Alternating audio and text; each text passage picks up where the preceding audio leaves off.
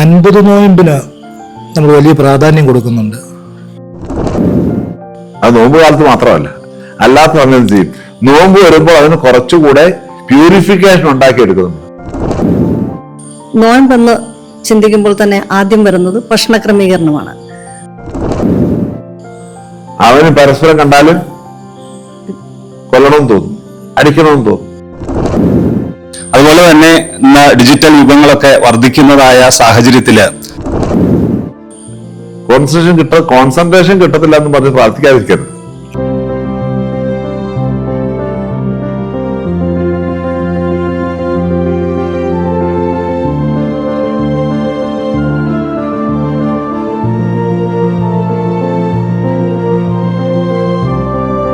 സത്യവെളിച്ചം നമ്മെ പ്രകാശിപ്പിക്കട്ടെ.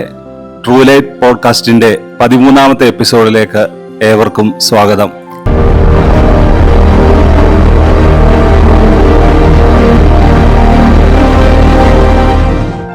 എൻ്റെ ഒരു ആഗ്രഹം, നമ്മുടെ എല്ലാ ഭവനങ്ങളിലും സത്യദീപ്തിയുടെ ഒരു കോപ്പി ഉണ്ടായിരിക്കണം. ഭദ്രാസനത്തിന്റെ ഔദ്യോഗിക പ്രസിദ്ധീകരണ നിലയ്ക്ക് സത്യദീപ്തിയുടെ ഒരു കോപ്പി ഉണ്ടാകണം. അത് വിശ്വാസികളും മനസ്സിലാക്കിയിരിക്കണം.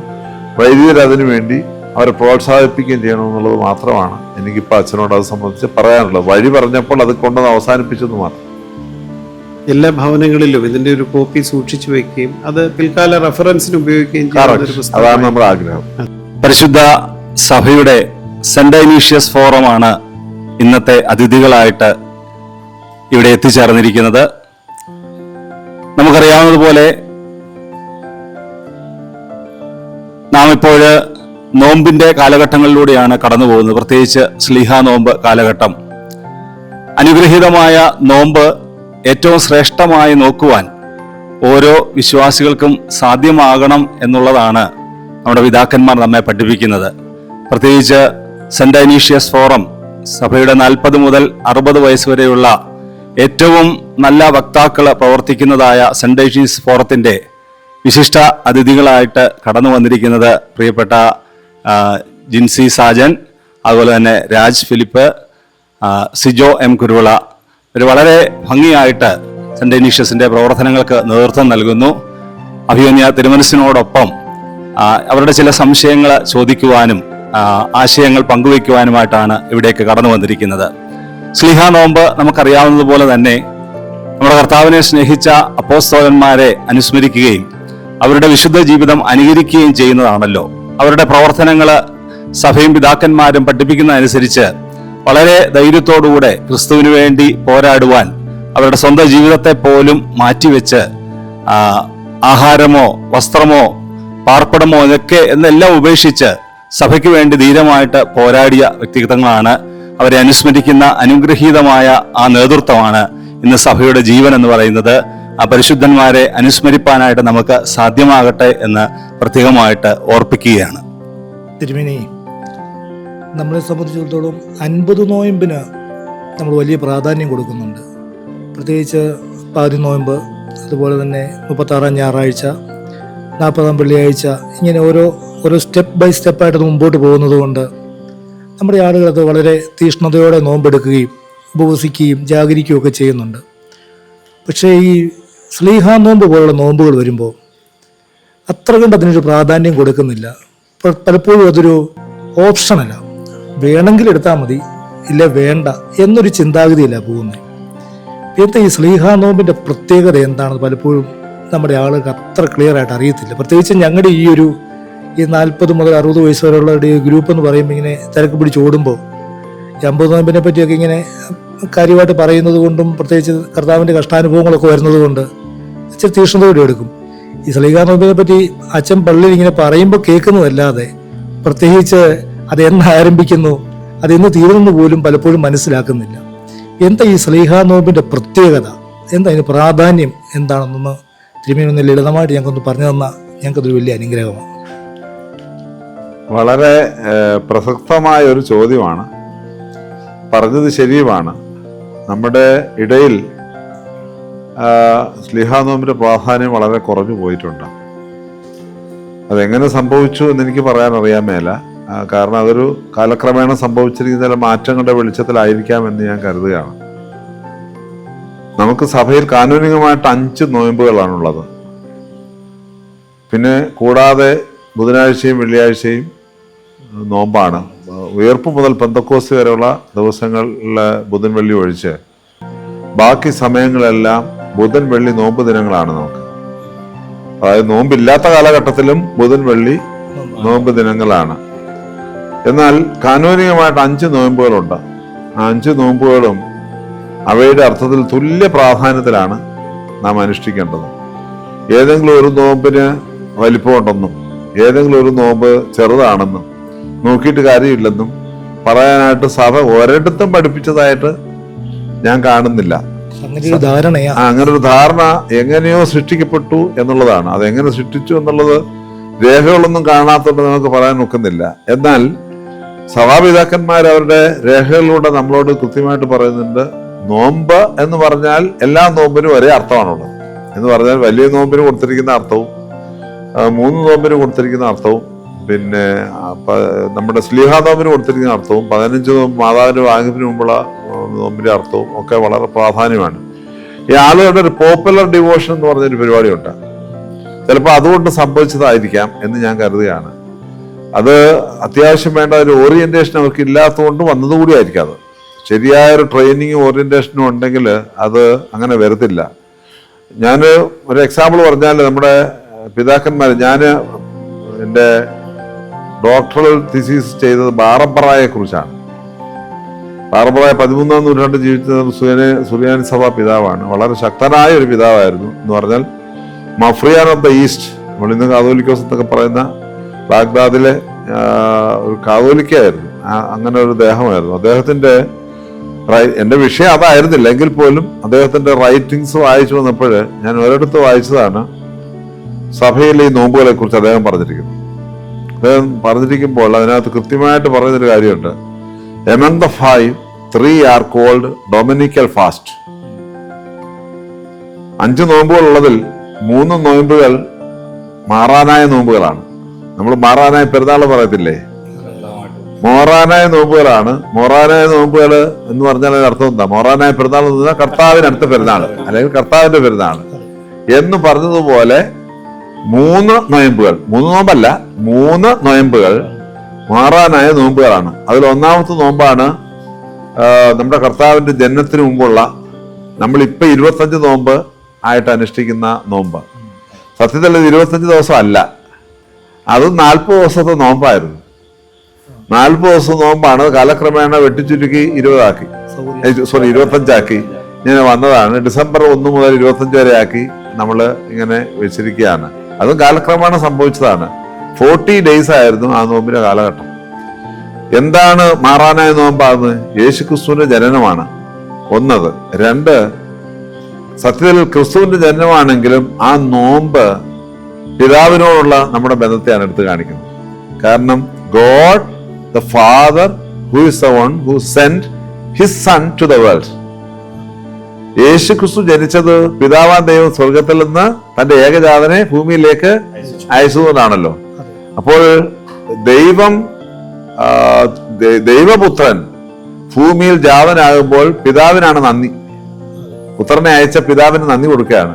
നീ ഞങ്ങളുടെ രക്ഷയ്ക്ക് വേണ്ടി നിന്റെ പുത്രനെ തന്നെ നൽകിയല്ലോ എന്ന് കാണിക്കുന്നതിന് വേണ്ടി പിതാവാൻ ദൈവത്തോടുള്ള നന്ദിയാണ്. സോ ദാറ്റ് ഈ നോയമ്പ്, ജനനപ്പെരുന്നാളിന് മുമ്പുള്ള നോമ്പ് എന്ന് പറഞ്ഞാൽ അത് പിതാവിനോടുള്ള സഭയുടെയും സഭാ മക്കളുടെയും നന്ദി പ്രകടനമാണ്. ഞങ്ങളുടെ രക്ഷയ്ക്ക് വേണ്ടി നീ ഞങ്ങൾക്ക് നിന്റെ പുത്രനെ തന്നെ അയച്ചു നൽകി. അത് നമ്മൾ ക്രിസ്മസിന് മുമ്പിട്ട് ആചരിക്കുകയാണ്. ക്രിസ്മസ് ആണല്ലോ ഈ ജനനത്തിന്റെ മൂർധന്യത. അത് പൗരസ്ത്യ പാരമ്പര്യത്തിൽ സത്യത്തിൽ ക്രിസ്മസിൽ അവസാനിക്കുന്നില്ല. നമ്മളത് ക്രിസ്മസിൽ ഇവിടെ അവസാനിപ്പിച്ചു. അതുകൊണ്ട് തന്നെ എന്തു പറ്റി? ധനഹാ പെരുന്നാൾ നമ്മുടെ ഇടയിൽ ചുരുങ്ങിപ്പോയി. ജനം അറിയാതെ ഞായറാഴ്ച വന്നാൽ മാത്രമേ ജനം ധനഹാ പെരുന്നാൾ കാണുന്നുള്ളൂ. പൗരസ്ത്യ സഭകളില് ധനഹാ പെരുന്നാളിനോട് ചേർന്നാണ് അതിന്റെ മൂർധന്യാവസ്ഥ വരുന്നത്. അർമേനിയൻ സഭയിലും കോപ്റ്റിക് സഭയിലും ഒക്കെ എത്യോപ്യൻ സഭയിലും ഒക്കെ ധനഹാ പെരുന്നാളാണ് ക്രിസ്മസ് പെരുന്നാളിനെ, ജനന പെരുന്നാളിനേക്കാൾ കൂടുതൽ വളരെ ഭംഗിയായിട്ട് ആഘോഷിക്കുന്നത്. കാരണം യേശു തമ്പുരാന്റെ ജനനത്തിന്റെ മൂർധന്യത നിൽക്കുന്നത് ഒരു ബേത്ലഹേമിലെ ജനനത്തിൽ മാത്രമല്ല, യോർദാനിലെ മാമോദിസയിലൂടെയാണ് അവൻ ദൈവപുത്രനാണെന്ന് കൃത്യമായി വെളിപ്പെട്ടു വരുന്നത്. ഇവൻ എന്റെ പ്രിയപുത്രൻ, ഇവനെ ഞാൻ പ്രസാദിച്ചിരിക്കുന്നത് സ്വർഗത്തിൽ നിന്ന് ശബ്ദം ഉണ്ടായല്ലോ.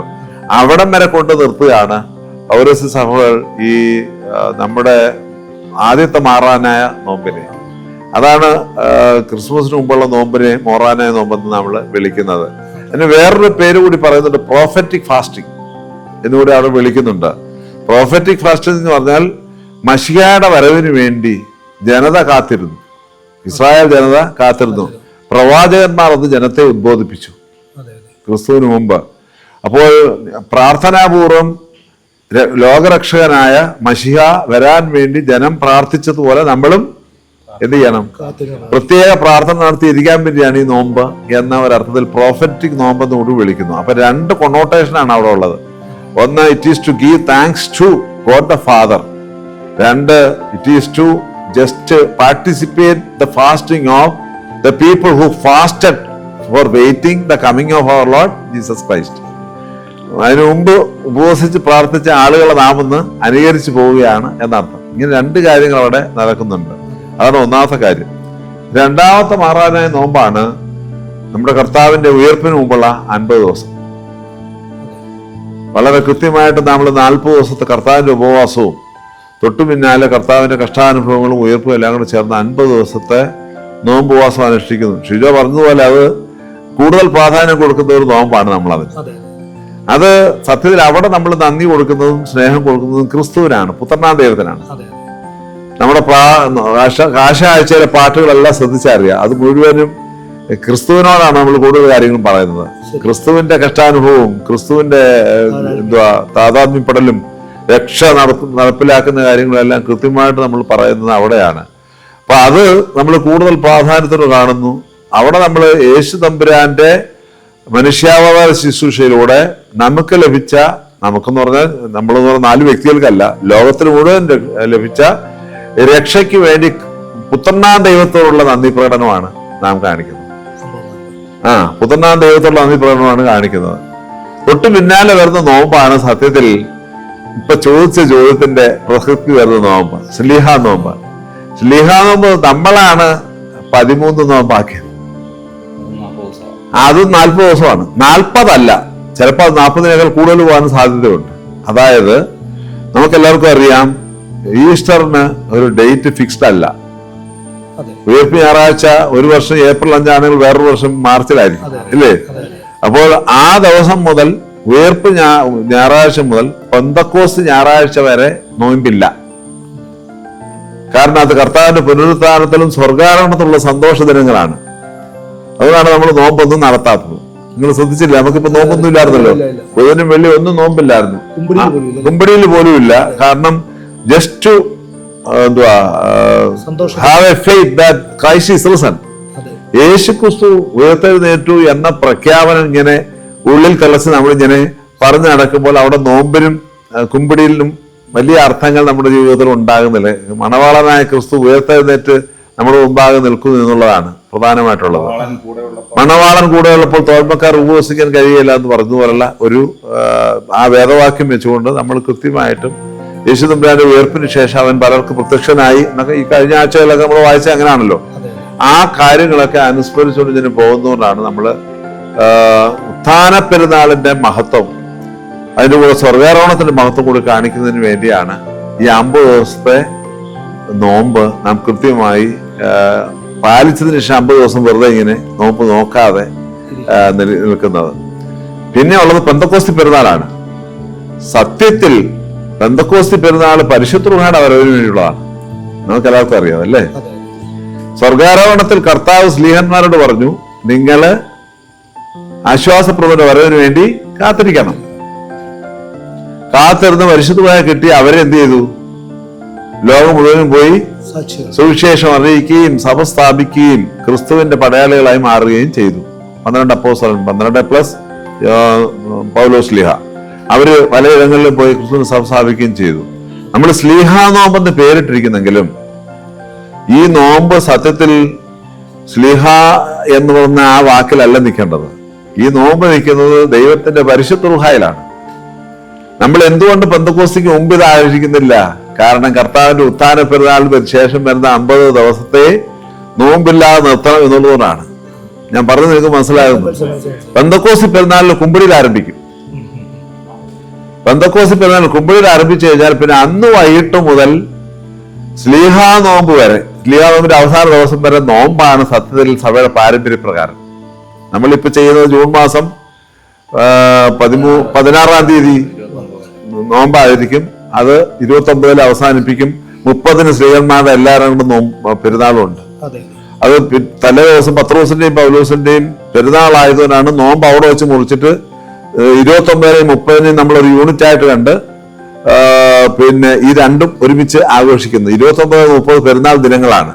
സ്ത്രീകന്മാരുടെ മുഴുവനും പത്രോസ് പൗലോസ് സ്ത്രീകന്മാരുടെയും പെരുന്നാൾ ദിനങ്ങൾ ഒരുമിച്ച് വരുന്നതുകൊണ്ടാണ് we consider these 2 days are one unit.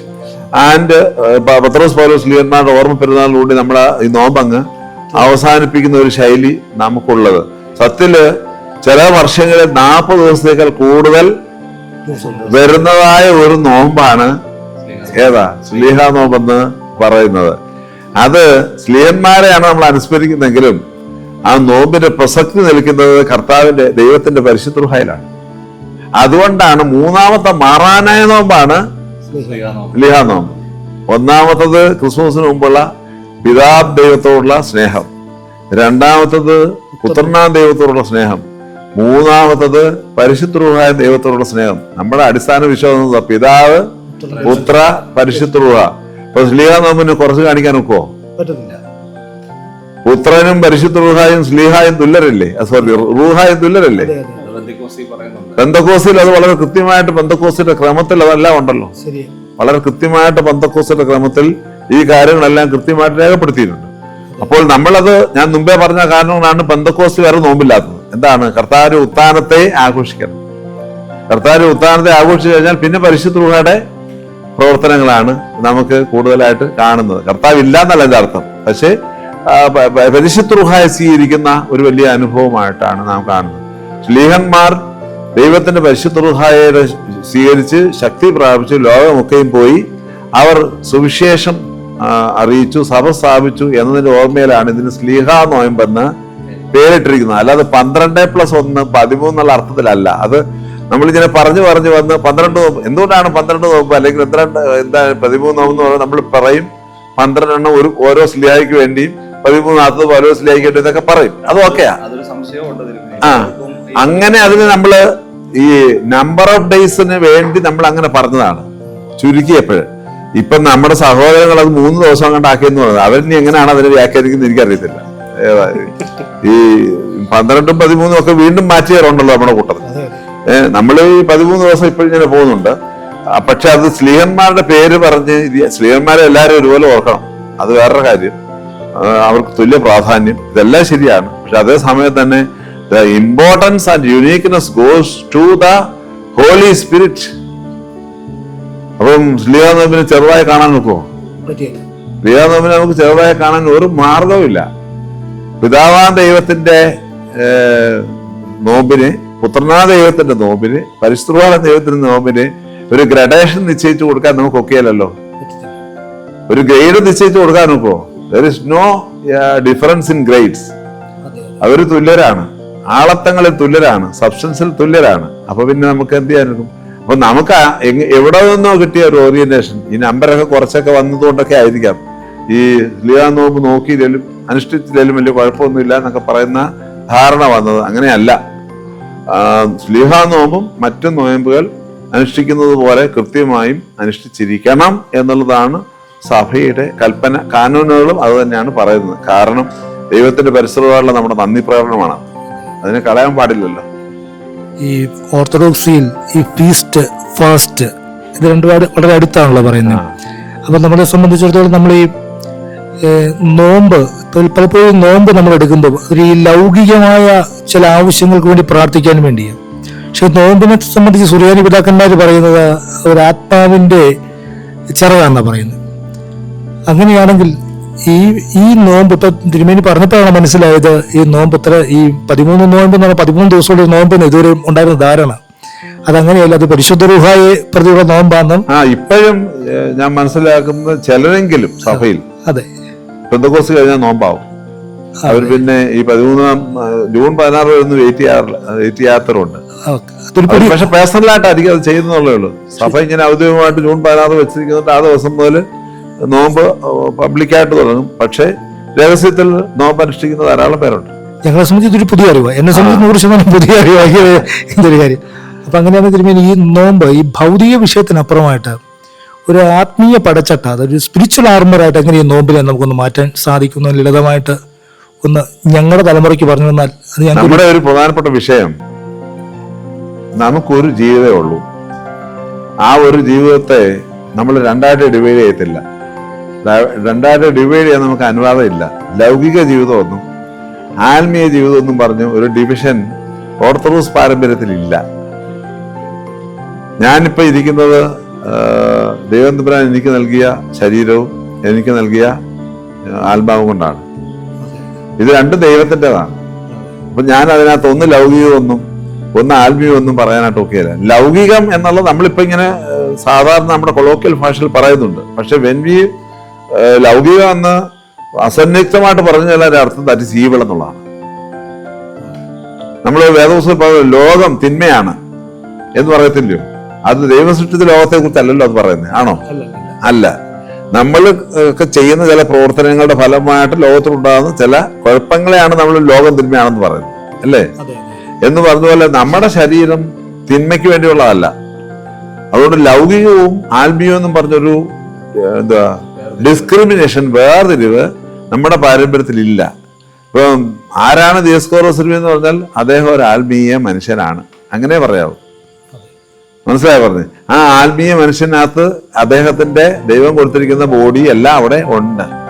ആരാണ് ഷിജു എന്ന് പറഞ്ഞാൽ ഈസ് എ സ്പിരിച്വൽ പേഴ്സൺ, അങ്ങനെ പറയാവൂ. അതിന്റെ അപ്പുറത്തേക്ക് പോകരുത്.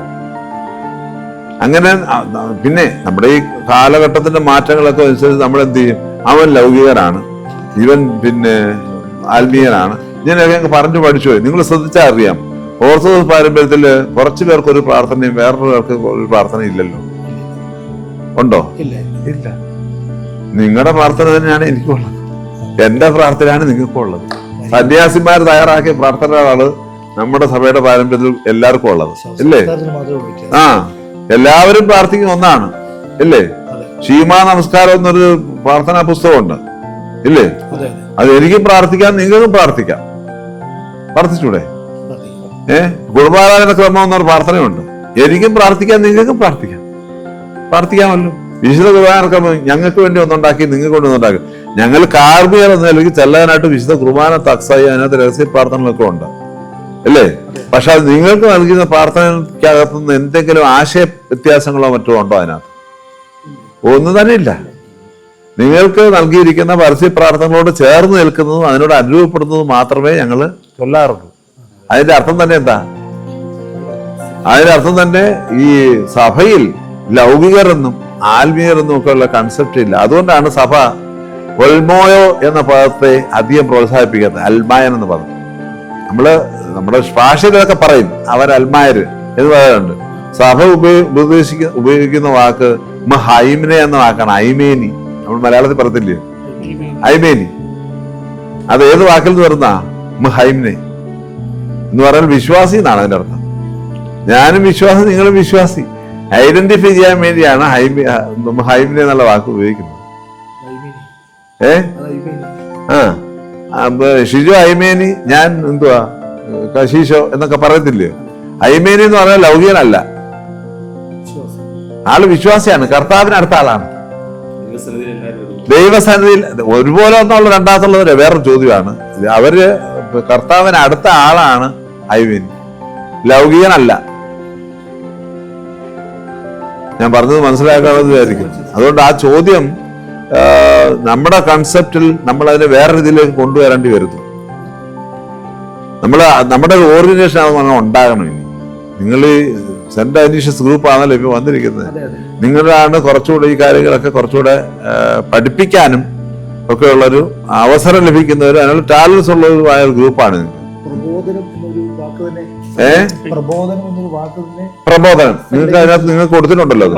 അപ്പൊ ഇങ്ങനെയുള്ള കാര്യങ്ങൾ കൃത്യമായി മനസ്സിലാക്കി നിങ്ങൾ അടുത്ത തലമുറയ്ക്ക് കൃത്യമായിട്ട് പറഞ്ഞു കൊടുക്കാൻ വേണ്ടിയാണ് ചെയ്യുന്നത്. സത്യത്തിൽ ഈ സെന്റ് ഡൈനീഷ്യസ് ചെയ്യേണ്ടത് ഇടയ്ക്കിടയ്ക്ക് ഇതുപോലുള്ള ട്രെയിനിങ് പ്രോഗ്രാംസ് നിങ്ങൾ സംഘടിപ്പിക്കണം.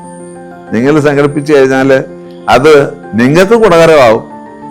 ഇപ്പൊ എന്നോട് ചോദ്യം ചോദിച്ചപ്പോൾ ചില കാര്യങ്ങൾ നിങ്ങൾക്ക് മനസ്സിലായില്ല എന്ന് പറയുന്നത് നിങ്ങൾക്ക് ഗുണകരമാവും. നിങ്ങൾ പറഞ്ഞു കൊടുക്കുന്നത് അടുത്ത നിങ്ങളുടെ പിന്നാലെ വരുന്നവർക്കും ഗുണകരമാകും എന്നുള്ളത് ഇതിനകത്തൊരു വിഷയമാണ്. അനുഗ്രഹീതമായ സത്യവെളിച്ചം നമ്മെ നയിക്കുന്ന ഈ ആത്മീക പ്രബോധനത്തിന്റെ ഈ YouTube channel MOIC Kottayam YouTube channel എന്ന വിധത്തിൽ നമ്മൾ വളരെ മനോഹരമായി അനേക ആളുകൾ പ്രയോജനപ്പെടുത്തുന്നുണ്ട്. തീർച്ചയായിട്ടും ഇതെല്ലാവർക്കും എല്ലാവരിലേക്കും എത്തത്തക്ക രീതിയിൽ നിങ്ങളുടെ എല്ലാവരുടെയും സഹകരണം ഉണ്ടാകണമെന്ന് സ്നേഹത്തോടെ ഓർപ്പിക്കുകയാണ്. MOIC കോട്ടയം എന്ന ഈ യൂട്യൂബ് ചാനൽ എല്ലാവരും സബ്സ്ക്രൈബ് ചെയ്യുവാൻ പ്രത്യേകമായി ശ്രദ്ധിക്കണം. അതോടൊപ്പം നിങ്ങളുടെ സ്നേഹിതർക്കും ഇടവക തലത്തിലുള്ള വാട്സാപ്പ് ഗ്രൂപ്പുകളിലേക്കും ഇത് അയച്ചു കൊടുക്കുവാൻ, ഷെയർ ചെയ്യുവാനും പ്രത്യേകം ശ്രദ്ധിക്കണമെന്ന് നിങ്ങളുടെ സ്നേഹത്തോട് അറിയിക്കുന്നു. തിരുമേനി, സെയിൻറ്റ് ഡൈനീഷ്യസ് ഫെലോഷിപ്പിൽ പ്രവർത്തിക്കുന്ന ആളുകളുടെ പ്രായപരിധി എന്ന് പറയുന്നത് 40 വയസ്സ് മുതൽ 60 വയസ്സ് വരെയുള്ള ആളുകളാണ് അതിൽ പ്രവർത്തിക്കുന്നത്. ഈ കാലയളവെന്ന് പറയുന്നത് ജീവിതത്തിൽ ഏറ്റവും കൂടുതൽ തിരക്കുകൾ നേരിടുന്ന ഒരു സമയമാണ്. കുടുംബപരമായ കാര്യങ്ങൾ, കുട്ടികളുടെ പഠിത്തം സംബന്ധിച്ചുള്ള കാര്യങ്ങൾ, റിട്ടയർമെൻറ്റിനെ പറ്റിയുള്ള ചിന്തകൾ, ഇതൊക്കെ മനസ്സിലൂടെ കടന്നു പോവുകയും വലിയ തിരക്കുകളൊക്കെ ഉണ്ടാകുന്ന ഒരു കാലയളവാണ്. ഈ കാലയളവിൽ നമ്മൾ എങ്ങനെയാണ് നോമ്പ് നോക്കുവാനായിട്ട് അല്പം സമയം മാറ്റിവെക്കുന്നത്? ഒരു കാര്യം കൂടിയുണ്ട്. വിശുദ്ധ അപ്രയമൊക്കെ പറയുന്നത് നോമ്പ് എന്ന് പറയുന്നത് ഒരു മിഡ് ലൈഫ് മിറർ എന്നാണ്. മധ്യകാല കാലഘട്ടത്തിൽ നമ്മളെ തന്നെ നോക്കുവാനായിട്ടുള്ള ഒരു അവസരമായിട്ടാണ് നമ്മൾ. എങ്ങനെയാണ് ഈ സമയത്ത് ഈ തിരക്കുകൾക്കിടയിൽ നമ്മുടെ ഹൃദയത്തെ ശുദ്ധീകരിക്കുവാനായിട്ട് നോമ്പിലൂടെ സാധ്യമാകുന്നത്? സത്യത്തിൽ രാജ തന്നെ ചോദ്യത്തിനകത്ത് ഉത്തരവും പറഞ്ഞു, വളരെ കൃത്യമായിട്ട് ഉത്തരവും പറഞ്ഞിട്ടുണ്ട്. കാരണം ആദ്യത്തെ ചോദ്യം 40 മുതൽ 60 വരെയുള്ള ഈ കാലഘട്ടത്തിൽ ഒരുപാട് തിരക്കുകളുണ്ട്, പ്രതിസന്ധികളുണ്ട്, ടെൻഷനുണ്ട്. ആ സമയത്ത് എങ്ങനെയാണ് ഈ നോമ്പ് നോക്കുന്നത് എന്നുള്ളതായിരുന്നു. പക്ഷെ രണ്ടാമത് എടുത്ത വായിൽ തന്നെ മാറ അപ്രേമിനെ കോട്ട് ചെയ്തു, മിറർ ഇൻ അവർ ലൈഫ് എന്നുള്ള കാര്യം പറഞ്ഞു അല്ലേ? അതെ. അപ്പൊ അതൊരു ഇമാജിനറിയാണ്, ഒരു ഇമേജറിയാണ്. അതായത് ഒരു എന്തൊരു പറയുന്നത്, ഒരു ഇമേജാണ്, ഒരു എന്തോ അനാലജിയാണ്, രൂപകാലങ്കാരമാണ് അപ്രയം പറഞ്ഞത് അല്ലേ? അതെ. എന്താണ് മിററിന്റെ അർത്ഥം? മിറർ കൊണ്ട് കണ്ണാടി നമ്മളെ തന്നെ കാണുന്നു. ഒന്ന് ആലോചിച്ചു നോക്കേ, 40 മുതൽ 60 വയസ്സുള്ള കാലഘട്ടത്തിലും ഈ കണ്ണാടിക്കകത്ത് നോക്കാറില്ലായിരുന്നു. മിറർ എന്ന് പറയുന്ന ഒരു അനാലജിയാണ് തന്നിരിക്കുന്നത്. നമുക്ക് അറിവുള്ള കാലം മുതൽ തന്നെ നമ്മൾ മിററിൽ നോക്കി തുടങ്ങിയതാണ് അല്ലേ? എനിക്ക് ഒരുപാട് തിരക്കുണ്ട്, അതുകൊണ്ട് ഞാൻ 40 മുതൽ 60 വരെയുള്ള കാലഘട്ടത്തിൽ മിററിൽ നോക്കുകയല്ല എന്ന് പറയുന്നുണ്ടോ? ഇല്ല. ഉണ്ടോ? ഇല്ല. ഇല്ലല്ലോ. Same thing should be applied here. അതായത് നമ്മുടെ ജീവിതത്തിൽ ഇഷ്ടംപോലെ തിരക്കുകൾ വരും. ഇപ്പൊ നിങ്ങൾക്ക് എല്ലാവർക്കും അറിയാം, നിങ്ങൾ നോക്കുമ്പോൾ എന്നെ ഒരിക്കൽ പോലും ഇവിടെ ഇറായി കാണത്തില്ല, വളരെ ചുരുക്കമായിട്ടേ കിട്ടത്തുള്ളൂ. അതുകൊണ്ട് നോമ്പ് നോക്കാതിരിക്കാൻ നോക്കുമോ? നമ്മുടെ സെൽഫ് എക്സാമിനേഷൻ നടത്താതിരിക്കാൻ നോക്കുമോ? Each day we have to examine ourself. അത് നോമ്പ് കാലത്ത് മാത്രമല്ല, അല്ലാത്ത സമയത്ത് ചെയ്യും. നോമ്പ് വരുമ്പോൾ അതിന് കുറച്ചുകൂടെ പ്യൂരിഫിക്കേഷൻ ഉണ്ടാക്കിയെടുക്കുന്നുണ്ട്. അതുകൊണ്ട് ആ പിതാക്കന്മാർ 40 ദിവസം നോമ്പ്, പിന്നെ 40 ദിവസം കഴിഞ്ഞിട്ട് അടുത്ത നോമ്പ് തുടങ്ങുന്നത്. മനസ്സിലായി പറഞ്ഞേ? നമ്മളിൽ ഒരു ബാലൻസ് എപ്പോഴും നിലനിർത്തണം. അപ്പോൾ ഈ മിറർ എന്ന് പറയുന്നത് ഡേ ടു ഡേ ലൈഫിൽ കൂടെ ഉള്ള ഒരു വസ്തുവാണ്. അതിനകത്തേക്ക് കൃത്യമായിട്ട് നമ്മളിങ്ങനെ നോക്കിക്കഴിഞ്ഞാൽ 40-ലെ തിരക്കും 60-ലെ തിരക്കും 60-ന് ശേഷമുള്ള തിരക്കില്ലായ്മയും ഒന്നും ബാധകമാകുകയല്ല നോമ്പ് അനുഷ്ഠിക്കുന്നത്. മുസ്ലിങ്ങളെ നിങ്ങൾ കണ്ടുപിടിക്കും ഇല്ലേ? ഈ 40-ലും 60-ലും ഒക്കെ തിരക്കുള്ളവരും നോമ്പുകാലം വരുമ്പോ എന്താ അവർ ചെയ്യുന്നത്? അവർ ഇരിക്കുന്ന സ്ഥലത്ത് കൃത്യമായി നോക്കുന്നു. അവരുടെ ജോലിക്കകത്ത് അവരൊരു കുറവും വരുത്താറില്ല. പഠിക്കുന്ന സ്ഥലത്ത് തന്നെ അവിടെ നോക്കും. ഞാൻ പഠിക്കുന്ന കാലത്ത് ഇരിക്കുന്ന നല്ല ഓർമ്മയാണ്, എൻ്റെ കൂടെ പഠിച്ച മുസ്ലിം കുട്ടികൾ, അവർക്ക് സലൈവ പോലും അകത്തേക്ക് അവരെടുക്കുകയല്ല. ഇടയ്ക്കിടയ്ക്ക് ക്ലാസ്സിൽ നിന്ന് ഇറങ്ങിപ്പോകുന്നതാണ്. എന്താ? സലൈവ പുറത്ത് കളയാൻ വേണ്ടി. കാരണം അത്രമാത്രം നിഷ്ഠയോടെ നോക്കുന്ന ഒരു ആളുകളാണ് അവർ ഇല്ലേ? നമുക്കും അതാണ് നമ്മുടെ പഠിപ്പിക്കലുള്ളത് തലവേദന ഇറക്കണോ ഇല്ലെന്നല്ല, നമുക്ക് നമ്മുടെ ശൈലിയുണ്ട്. പക്ഷെ നോമ്പിന്റെ ആഴങ്ങളിലേക്ക് നാം ചെന്ന് നോമ്പ് കാലത്ത് ഏത് വയസ്സുള്ളവരും നോക്കണം. അതുകൊണ്ടാണ് കൃത്യമായിട്ട് ഈ മിററിന് എന്ന് പറയുന്ന അനാലജി എടുത്ത് മാറാപ്പുറം നിങ്ങൾക്ക് നൽകിയിരിക്കുന്നത്. മനസ്സിലായി കാണുമെന്ന് വിചാരിക്കും. മനസ്സിലായി. തീർച്ചയായിട്ടും അത് നമ്മുടെ നിങ്ങളൊരു കാര്യം മനസ്സിലാക്കണം. നമ്മൾ ഇപ്പോൾ പ്രാർത്ഥിച്ചുകൊണ്ട് നിൽക്കുമ്പോൾ തന്നെ എത്രയോ പ്രാവശ്യം നമ്മുടെ ഏകാഗ്രത നഷ്ടപ്പെടാനുള്ള സാധ്യതകളുണ്ട് അല്ലേ? അതെ. ഇപ്പം നമ്മളൊരു വിശുദ്ധ കുർബാനയിൽ പങ്കെടുക്കുമ്പം, ഞാൻ തന്നെ വിശുദ്ധ കുർബാനയെ എടുത്ത് പടിഞ്ഞാറോട്ട് വരുമ്പം നമ്മുടെ കോൺസെൻട്രേഷൻ പോകാൻ പറ്റിയ രീതിയിൽ എന്തെങ്കിലും അവിടെ നമ്മുടെ മുമ്പിൽ കാണും. വരികയല്ലേ? ഒന്നുകിൽ ആ സമയത്ത് രണ്ടുപേരും മൊബൈൽ പിടിച്ച് പൊക്കി നിൽക്കുന്നതാണ്, അതല്ലെങ്കിൽ അതുവരെ തൊഴിൽ വയ്ക്കുന്ന ഒരാൾ എന്തോ ഒരു ശബ്ദം കേട്ട് ഒറ്റ പോക്കുവാണ് നടുക്കലത്തെ പാതയിലൂടെ പടിഞ്ഞാറോട്ട്. ഇതിനൊക്കെ ചില കാഴ്ചകളുണ്ട്. അപ്പം നമ്മുടെ ശ്രദ്ധ മുഴുവനും പതറിപ്പോവും ഇല്ലേ? അതുകൊണ്ട് എനിക്ക് പ്രാർത്ഥന നിർത്താൻ നോക്കുമോ? പറ്റത്തില്ല. ഞാൻ പ്രാർത്ഥന നിർത്തിയല്ലോ ഇല്ലേ? നമ്മൾ അവിടെ നോക്കുന്നത് എന്റെ ദൈവമേ ഒരു നിമിഷമെങ്കിലും എനിക്ക് കിട്ടണേ എന്നുള്ളതാണ് ഇല്ലേ? അതുകൊണ്ട് 40 മുതൽ 60 വരെ ബിസിയാണ്, ടെൻഷനാണെന്ന് പറയുമ്പോൾ അവിടെ നമ്മൾ ചിന്തിക്കേണ്ടത് എന്താണ്? എനിക്ക് അതിനോട് disturbance, let it be there, but I will get at least 1 moment in my life. അതിനുവേണ്ടി ഞാൻ സ്ട്രൈവ് ചെയ്യണം. വേണോ വേണ്ടേ? തീർച്ചയായും വേണം. അതാണ് ഇവിടെ ഉദ്ദേശിക്കുന്നത്. അതല്ലാതെ നിങ്ങളുടെ ജോലിയിൽ ഉണ്ടാകത്തില്ലെന്നും പറഞ്ഞുതരാൻ എനിക്കൊക്കെയല്ല. അത് വരും. അത് നിങ്ങൾക്ക് മാത്രമല്ല, എല്ലാവർക്കും ഉണ്ട് ഇല്ലേ? 60 വയസ്സ് കഴിഞ്ഞാലും ഈ ജോലി ഭാരം എല്ലാം മാറിക്കഴിഞ്ഞാലും നിങ്ങൾക്ക് ആ സമയത്തെ തിരക്കുകളും മറ്റു കാര്യങ്ങളും വന്നിരിക്കും. That does not mean that at that time you cannot pray, you cannot fast. അങ്ങനെ പറയാൻ നോക്കൂ? ഇല്ലല്ലോ. നമ്മുടെ ജീവിതത്തിൽ വരുന്ന ഏത് പ്രതിസന്ധികളുടെ ഉള്ളിൽ നിന്ന് പ്രാർത്ഥിക്കുമ്പോഴാണ് അതിനകത്ത് ഇടയ്ക്ക് എവിടെയെങ്കിലുമൊക്കെ ഒരു കോൺസെൻട്രേഷൻ ഓഫ് മൈൻഡ് കിട്ടും. ഉറപ്പാണ്, അത് കിട്ടിയിരിക്കും ഇല്ലേ? നമ്മളൊരു കാമ പ്രാർത്ഥിക്കുമ്പം ഞാൻ ചിന്തിക്കുന്നില്ല എല്ലാവരും ഒരേ സമയത്ത് കോൺസെൻട്രേറ്റ് ചെയ്ത് നിൽക്കുന്നതാണ് ഇല്ലേ? പക്ഷെ ഓരോ വ്യക്തിക്കും ചില പർട്ടിക്കുലർ മൊമെന്റ് കിട്ടിയിരിക്കും. ആ സമയത്ത് അവന്റെ ഹൃദയത്തിലേക്ക് ക്രിസ്തു വരും. മനസ്സിലായോ പറഞ്ഞു? ഈ കുഞ്ഞുങ്ങളൊക്കെ പറയാറുണ്ട് എനിക്ക് കോൺസെൻട്രേഷൻ കിട്ടുന്നില്ല. പ്രായമുള്ളവരും പറയാറുണ്ട്, ഞങ്ങൾ അച്ഛന്മാര് പറയാറുണ്ട്, ഇങ്ങനൊക്കെ പറയാറുണ്ട്. അങ്ങനെയല്ല, കോൺസെൻട്രേഷൻ എപ്പോഴെങ്കിലും കിട്ടും, എപ്പോഴെങ്കിലും കിട്ടിയിരിക്കും. നമ്മളതിന് അതിനുവേണ്ടി ഒരു പർട്ടിക്കുലർ ടൈം നോക്കിയിരുന്നിട്ട് കാര്യമൊന്നും ഇല്ല. കോൺസെൻട്രേഷൻ കിട്ടത്തില്ല എന്ന് പറഞ്ഞ് പ്രാർത്ഥിക്കാതിരിക്കരുത്. എനിക്ക് ജോലി തിരക്കാണെന്ന് പറഞ്ഞ് ഉപവസിക്കാതിരിക്കരുത്.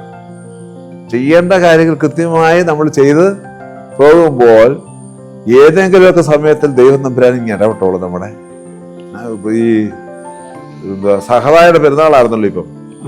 സഹതായുടെ പെരുന്നാൾ വായിച്ച വേദഭാഗം എന്തുവാ? ആ സമയത്ത് എന്ത് പറയണം എന്ത് ചെയ്യണമെന്ന് നിങ്ങൾ ആകുലപ്പെടേണ്ട കാര്യമില്ല.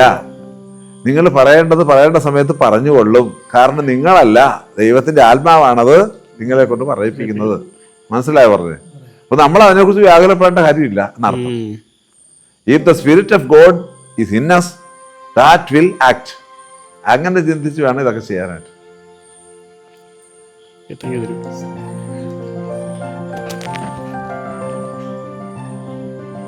തിരുമേനി, നോയമ്പെന്ന് ചിന്തിക്കുമ്പോൾ തന്നെ ആദ്യം വരുന്നത് ഭക്ഷണക്രമീകരണമാണ്. പ്രായം കൂടുന്തോറും പലപ്പോഴും ആരോഗ്യ പ്രശ്നങ്ങളാൽ നമുക്ക് കർശനമായ ഒരു ഭക്ഷണക്രമീകരണം ആൾക്കാർക്ക് സാധിക്കത്തില്ല. മാറസാഗിനെ പോലുള്ള പിതാക്കന്മാർ പറയുന്നത് ഭക്ഷണം ഉപേക്ഷിക്കുന്നതുകൊണ്ട് മാത്രം ഒരാൾ നോമ്പുകാരനാകുന്നില്ല. ഭക്ഷണക്രമീകരണത്തിന് പകരം നമ്മുടെ കണ്ണുകൾക്കും നാവിനും ചെവികൾക്കും ഒരു നിയന്ത്രണം നടത്തി നോമ്പെടുക്കാം. ഇത് ഫാസ്റ്റ് ഓഫ് സെൻസസ്. ഇന്നത്തെ ഡിജിറ്റൽ കാലത്ത് ഇത് എത്രത്തോളം പ്രാവർത്തികമാക്കാം? വല്ലാത്ത ചോദ്യം തന്നെ, വളരെ രസകരമായ ഒരു ചോദ്യമാണ് ഇത്. ചില സമയത്ത് നമ്മുടെ ചില ക്രൈസ്തവ സഹോദരങ്ങൾ ചോദിക്കുന്ന ഒരു ചോദ്യം ഉണ്ടല്ലോ, വായിൽ നിന്ന് വരുന്നതല്ലേ വായിലൂടെ അകത്തേക്ക് പോകുന്നതിന് എന്താ കുഴപ്പം എന്ന് പറയുന്നുണ്ടല്ലോ. എന്തായാലും ചോദ്യം നല്ലൊരു ചോദ്യമാണ്. നമ്മുടെ ഭക്ഷണ ക്രമീകരണം മാത്രമല്ല നോമ്പിന്റെ സ്ട്രക്ചറിനകത്ത് ഉള്ളത്. നമുക്ക് കൂടുതൽ എന്തിനോടാണ് താല്പര്യം അതിനോടെല്ലാം മാറി നിൽക്കാനാണ് പറയുന്നത്. നോമ്പ് ഒരു സെൽഫ് ഡിസിപ്ലിന്റെ മാർഗം കൂടിയാണല്ലോ അല്ലേ?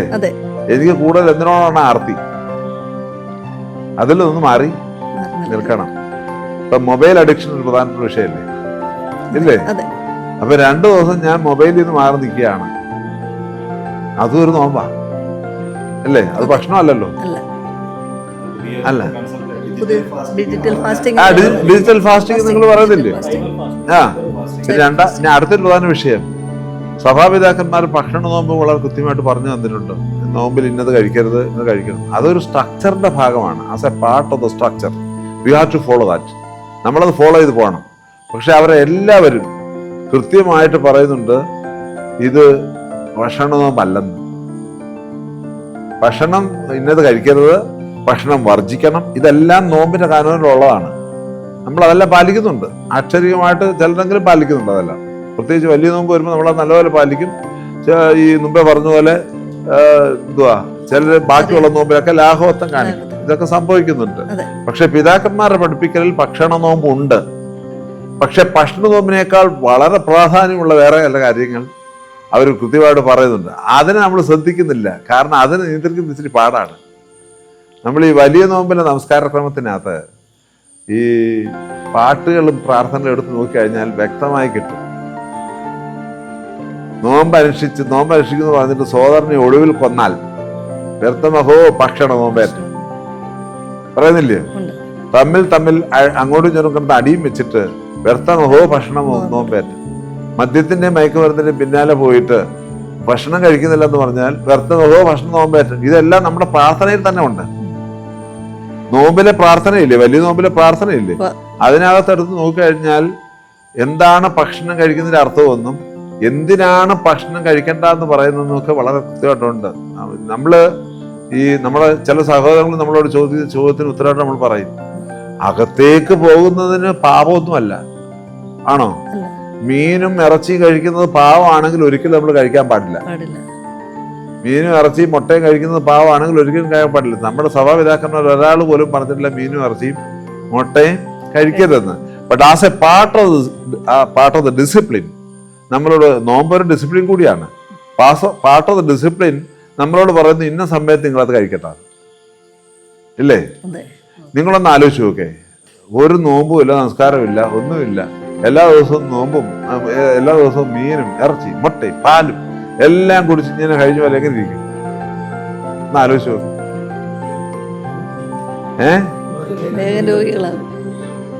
രോഗികളാകും എന്നുള്ള ഒരു കാര്യം. 2, നമ്മൾ പാപികളായി മാറും. ഭക്ഷണമല്ല പ്രശ്നം, അകത്തേക്ക് വരുന്ന ഭക്ഷണം നമ്മിൽ ഉണ്ടാക്കുന്നതിൽ സ്വാധീനങ്ങൾ പിന്നീട് വരും. ഉണ്ടോ ഇല്ലയോ? അത് ഫിസിക്കലായിട്ടും വരും, സ്പിരിച്വലായിട്ടും വരും. ഇല്ലേ? നിങ്ങൾ പരിധി വിട്ട് ഭക്ഷണം കഴിച്ചാൽ എങ്ങനെ ഇരിക്കും? ആരോഗ്യ പ്രശ്നം എന്ന് പറഞ്ഞാൽ പിന്നെ തൊട്ടിരിക്കുന്ന മണം ഉണ്ടാക്കുന്ന രീതിയിലുള്ളതായ തനി കൊളോക്കൽ ഭാഷ പറഞ്ഞാൽ ഏമ്പക്കം വിടുക പറയും. ബുദ്ധിമുട്ടാവും ഇല്ലേ? ഇങ്ങനെയൊക്കെയുള്ള പല പരിപാടികളും ഉണ്ടാകും. നോർമൽ രീതിയിലല്ലാത്ത രീതിയിൽ ഭക്ഷണം കഴിക്കുമ്പോൾ അത് നമുക്ക് മാത്രമല്ല ശല്യം, മറ്റുള്ളവർക്കും ശല്യമായി മാറുന്ന ജീവിതക്രമങ്ങളൊക്കെ ഉണ്ടാകും. അതുകൊണ്ടാണ് പിതാക്കന്മാർ അത്യാവശ്യം വേണ്ട ചിട്ടകളൊക്കെ ഭക്ഷണത്തിലും വേണമെന്ന് നമ്മളോട് പറഞ്ഞിരിക്കുന്നത്. പക്ഷേ ഭക്ഷണത്തെക്കാൾ ഉപരി മറ്റു പല കാര്യങ്ങളിലാണ് നാം മാറി നിൽക്കേണ്ടത്. നമ്മൾ ഈ നോമ്പില്ലാത്ത സമയത്ത് വള്ളപ്പഴും പാടുന്നൊരു പാട്ടാണല്ലോ, കടലോരം വഴി പോകുമ്പോൾ അന്യോന്യം വെട്ടി തിന്നു പാടുന്നില്ലേ? അതെന്തോ ആ പാട്ട് പറയുന്നേ? മനുഷ്യന്റെ മുമ്പേ പറഞ്ഞ ലോകം എന്ന പദത്തിനകത്ത് മനുഷ്യൻ ലോകക്കാരനായി കഴിഞ്ഞപ്പോൾ എന്തോ സംഭവിച്ചു? അവന് പരസ്പരം കണ്ടാല് കൊല്ലണമെന്ന് തോന്നും, അടിക്കണമെന്ന് തോന്നും അല്ലേ? ആ പാട്ടാണ് നമ്മൾ പാടുന്നത് ഇല്ലേ? അപ്പൊ നോമ്പ് വെറും ഒരു ഭക്ഷണക്രമത്തിൽ മാത്രം നിൽക്കുന്ന ഒരു സാധനം അല്ല. അതിനപ്പുറമായി സുഹൃത്തുക്കളും നന്മകളും ജീവിതത്തിൽ നിറയ്ക്കാനുള്ള ഒരു മാർഗം കൂടിയാണ്. നാം ഭക്ഷണം വെടിയുമ്പോൾ അതനുസരിച്ച് സുഹൃത്തുക്കളെ ജീവിതത്തിലേക്ക് സ്വീകരിച്ച് നിറയ്ക്കണം എന്നാണ് അതിന്റെ അർത്ഥം. ഫാസ്റ്റിംഗിന്റെ കൂടെ നിൽക്കുന്ന ഒരു കാര്യമാണ് ദാനധർമ്മം. അതിൻ്റെ ഒരു വേറൊരു സെൻസ് ഓഫ് ദ ടേമാണ് ഇപ്പൊ അച്ഛൻ പറഞ്ഞത്. അതായത് നമ്മൾ ഇടയ്ക്കിടയ്ക്ക് വിശക്കണം. വിശന്നെങ്കിൽ മാത്രമേ വിശക്കുന്നവന്റെ വിശപ്പ് നമ്മൾ മനസ്സിലാകത്തുള്ളൂ. അങ്ങനല്ലേ? പരിമല തിരുമേനിയും പാമ്പാടി തിരുമേനിയൊക്കെ സ്വയം കഴിക്കുന്നതിനേക്കാൾ കൂടുതൽ മറ്റുള്ളവർക്ക് കഴിക്കാനായിട്ട് തുടങ്ങിയതിന്റെ കാരണം എന്താണ്? മറ്റുള്ളവരുടെ വിശപ്പ് ഞാൻ വിശന്നെങ്കിലേ എനിക്ക് മനസ്സിലാകത്തുള്ളൂ എന്നുള്ള ധാരണ ഉള്ളി വെച്ചുകൊണ്ടാണ് അവർ ഇടയ്ക്കിടയ്ക്ക് ഫാസ്റ്റ് ചെയ്യുകയും മറ്റുള്ളവർക്ക് ഭക്ഷണം കൊടുക്കുകയും ഒക്കെ ചെയ്തിട്ടുണ്ട്, ഇല്ലേ? അതുകൊണ്ടാണ് എപ്പോഴും പറയുന്നത് prayer, fasting, alms giving. These 3 are the pillars of Christian life. പറയാറുണ്ട് ചില പിതാക്കന്മാർ. പ്രാർത്ഥന, നോമ്പുപവാസം, ദാനധർമ്മം. ഇതിന് ഒരു കണക്ഷനും ഉണ്ട്. പ്രയർ മേളിരിക്കുന്ന ദൈവത്തോട് നമ്മൾ കണക്ട് ചെയ്യണം. ഉപവാസം നമ്മെ തന്നെ ശുദ്ധീകരിക്കുകയാണ്. നാം നമ്മെയും നമ്മുടെ അന്തരീക്ഷത്തെ ശുദ്ധീകരിക്കുക. നമ്മുടെ കഥ പറഞ്ഞല്ലോ, നാം ആയിരിക്കുന്ന അന്തരീക്ഷത്തെ ശുദ്ധീകരിക്കുക. Arms giving. ദൈവത്തിന്റെ കൃപ നമ്മിലുണ്ടെങ്കിൽ ആ കൃപയെ മറ്റുള്ളവരിലേക്ക് പകരുകയാണ്. അതുകൊണ്ടാണ് ദാനധർമ്മം ചെയ്യണം, ഇല്ലാത്തവന് കൊടുക്കണം, ചോദിക്കുന്നവന് കൊടുക്കണം എന്നൊക്കെ പറയുന്നതിന്റെ പ്രധാനപ്പെട്ട കാരണം അതാണ്. അതൊരു കൃപയുടെ പകരലാണ്. അതുകൊണ്ടാണ് ഇതിനെ 3 കൂടെ ഒരുമിച്ച് പിതാക്കന്മാര് the 3 pillars of Christian life എന്ന് പറയുന്നത്. ക്ലിയർ ആയി കാണുമെന്ന് വിചാരിക്കുന്നു. തീർച്ചയായും. തിരുമേനി, താങ്ക് യു. സെന്റ് ഡൈനീഷ്യസ് ഫോറത്തിലെ വളരെ മനോഹരമായി തിരുമേനിയുമായിട്ട് സംവാദിച്ച നല്ല ചോദ്യങ്ങൾ ഇവിടെ നമ്മൾ കേട്ടുവല്ലോ. സ്ലീഹ നോമ്പ് അതിൻ്റെ എല്ലാ തലങ്ങളിലും ഓരോ വിശ്വാസിയും നോക്കേണ്ടതിൻ്റെ പ്രാധാന്യത്തെക്കുറിച്ച് അഭിമന്യ തിരുമനസ് വളരെ മനോഹരമായി നമ്മെ ഓർപ്പിക്കുകയുണ്ടായി. ആദ്യത്തെ ചോദ്യത്തിലെ ഓർപ്പിച്ചതുപോലെ സ്ലീഹ നോമ്പിൻ്റെ പ്രാധാന്യം വളരെ വിശേഷപ്പെട്ടതാണെന്നും പ്രത്യേകിച്ച് തൃത്വത്തിലെ പരിശുദ്ധാത്മാവിൻ്റെ കൃപകളെ വർണ്ണിപ്പാൻ തക്കവണ്ണം സ്ലീഹ നോമ്പ് പിതാക്കന്മാര് നോറ്റു വന്നിരുന്നതിൻ്റെ പ്രാധാന്യത്തെക്കുറിച്ച് നമുക്ക് ഏവർക്കും അഭിമന്യ തിരുമനസിൽ നിന്ന് കേട്ട ഉത്തരം മനസ്സിലായി കാണും എന്ന് വിചാരിക്കട്ടെ. തീർച്ചയായിട്ടും സ്ലീഹ നോമ്പ് ഏറ്റവും വിശുദ്ധിയോടുകൂടെ നോക്കുവാനും ഓരോ സ്ലീഹന്മാരും നമുക്ക് വേണ്ടി, ക്രിസ്തുവിന് വേണ്ടി, സഭയ്ക്ക് വേണ്ടി ചെയ്ത നല്ല സേവനങ്ങളെ, അവരുടെ നല്ല ജീവിത അവസാനത്തെ ഓർത്ത് അനുസ്മരിപ്പാനായിട്ട് നമുക്ക് സാധ്യമാകണം. തിരക്കേറിയ ജീവിത സാഹചര്യങ്ങളിൽ നമ്മൾ വളരെയധികം ഭാരങ്ങൾ ഉള്ളവരാണ്. പ്രത്യേകിച്ച് 40-60 വയസ്സ് കാലഘട്ടങ്ങളിലെ മക്കളെ പഠിപ്പിക്കാനും ലോൺ അടയ്ക്കാനും വീട് വെക്കാനും ഒക്കെ ഇങ്ങനെ തത്രപ്പെടുന്ന കാലഘട്ടങ്ങളിലും ഏത് വിശ്വാസ സമൂഹത്തിലായിരുന്നാൽ പോലും പ്രാർത്ഥനയോടുകൂടെ ഒരുങ്ങുവാനായിട്ട് ഈ നോമ്പിന്റെ കാലഘട്ടം നമുക്ക് ഇടയാകണം എന്ന് ഒരിക്കൽ കൂടെ ഓർപ്പിക്കുകയാണ്. അതുപോലെ തന്നെ ഇന്ന് ഡിജിറ്റൽ യുഗങ്ങളൊക്കെ വർദ്ധിക്കുന്നതായ സാഹചര്യത്തിൽ നോമ്പും ഉപവാസവും അത് വെറും അക്ഷരികമായി മാത്രം മാറാതെ, ഭക്ഷണം മാത്രം വെടിയുന്ന ഒരു അനുഭവമാകാതെ പ്രാർത്ഥനയോടൊപ്പം നമ്മളെ കൂടുതൽ ആകർഷിക്കുന്ന, കൂടുതൽ തെറ്റിലേക്ക് നയിക്കുന്ന കാര്യങ്ങളിൽ നിന്ന് മാറ്റം വരുത്തുവാനായിട്ട് നമുക്ക് സാധിക്കണം. ഒരു ഡിജിറ്റൽ ഫാസ്റ്റിംഗ് നമ്മുടെ ജീവിതത്തിൽ ഉണ്ടാകുന്നത് വളരെ നല്ലതാണെന്ന് തിരുമനസ് ഓർപ്പിക്കുകയാണ്. അതോടൊപ്പം തന്നെ ദാനധർമ്മങ്ങളിലൂടെ ഏറ്റവും പ്രാധാന്യം കൊടുക്കുവാനായിട്ട് നമുക്ക് സാധ്യമാകുമ്പോൾ ക്രിസ്തുവിന്റെ സ്നേഹം, സന്തുലിതാവസ്ഥ, സഹോദരനെ, അയൽവക്കാരനെ സ്നേഹിക്കുവാൻ തക്കവണ്ണം കർത്താവ് കൽപ്പിച്ച ആ വചനം പാലിക്കുവാനായിട്ട് നമുക്ക് ഈ നോമ്പുകാലത്തിലൂടെ ഇടയാകട്ടെ. സ്ലീഹ നോമ്പ് എല്ലാവർക്കും ഒരു അനുഗ്രഹമാകട്ടെ എന്ന് പ്രത്യേകമായിട്ട് പ്രാർത്ഥിക്കുന്നു. പരിശുദ്ധന്മാരുടെ, സ്ലീഹന്മാരുടെ മധ്യസ്ഥതയിൽ നമുക്ക് അഭയം പ്രാപിച്ചുകൊണ്ട് ഈ ട്രൂ ലൈറ്റ് പോഡ്കാസ്റ്റ് 13ാമത്തെ എപ്പിസോഡ് ഇവിടെ പൂർണ്ണമാവുകയാണ്. തുടർന്ന് വീണ്ടും സ്ലീഹ നോമ്പിൻ്റെതായ കാര്യങ്ങളുമായി വീണ്ടും നമുക്ക് അടുത്ത എപ്പിസോഡുകളിൽ കാണാമെന്ന പ്രാർത്ഥനയോടെ നിർത്തുന്നു. ദൈവം അനുഗ്രഹിക്കട്ടെ.